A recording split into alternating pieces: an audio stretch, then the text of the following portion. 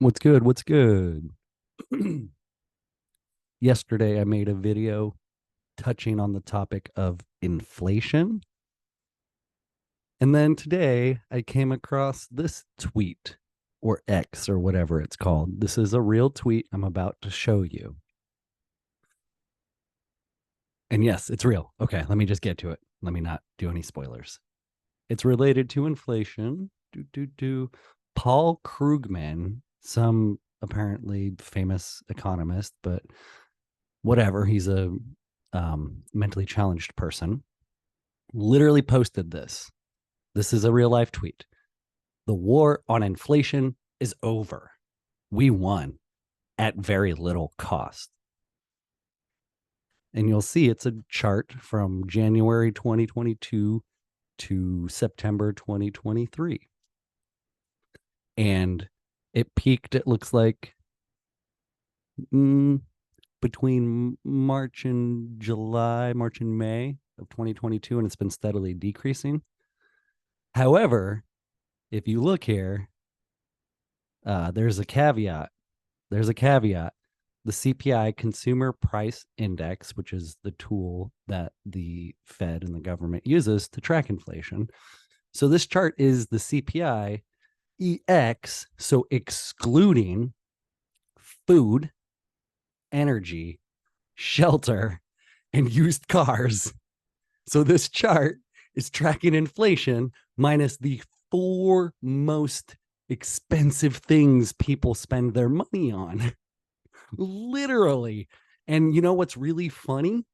One of my very first videos, go way back, it was titled something like Food, Fire, Shelter, and Water, or something like that. Literally, because I was talking about how when we're seeking self-actualization and utilizing Maslow's hierarchy of needs as sort of like a diagram or a roadmap, we could call it, you need food, fire, shelter, and water as a base security to enable you to begin to ascend the pyramid of self-actualization.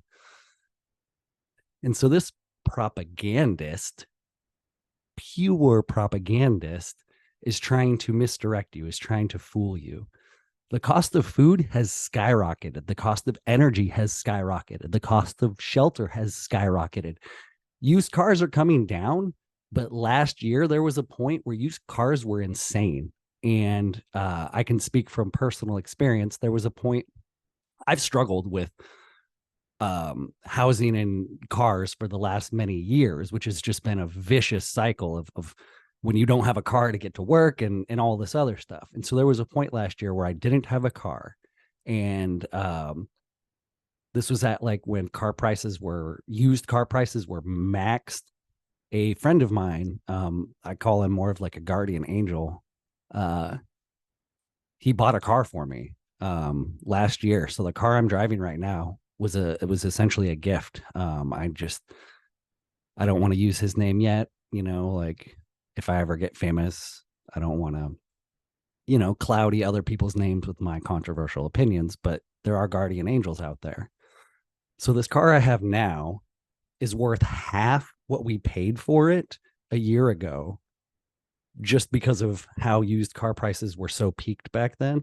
But even still, we overpaid for it. And I'm thankful just to have a car right now. It has 160,000 miles on it, but I spend literally like 80% of my income goes towards food, gas, which is energy, and shelter, my rent.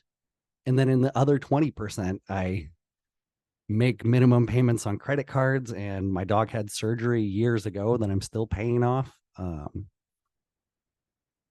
so this is just a blatant form of propaganda. It's they're not even trying to hide it anymore. They're just gaslighting you, and they're gaslighting me. They're gaslighting us. And yet they push on because they have an agenda.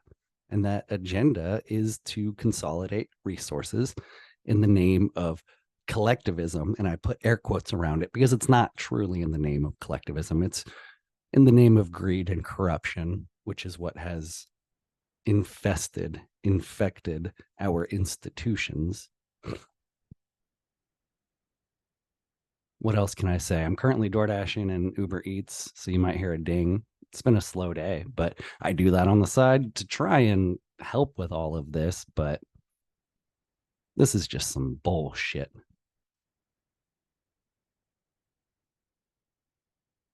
All right. Well, I think I might end it there. Thank you for listening. Much love.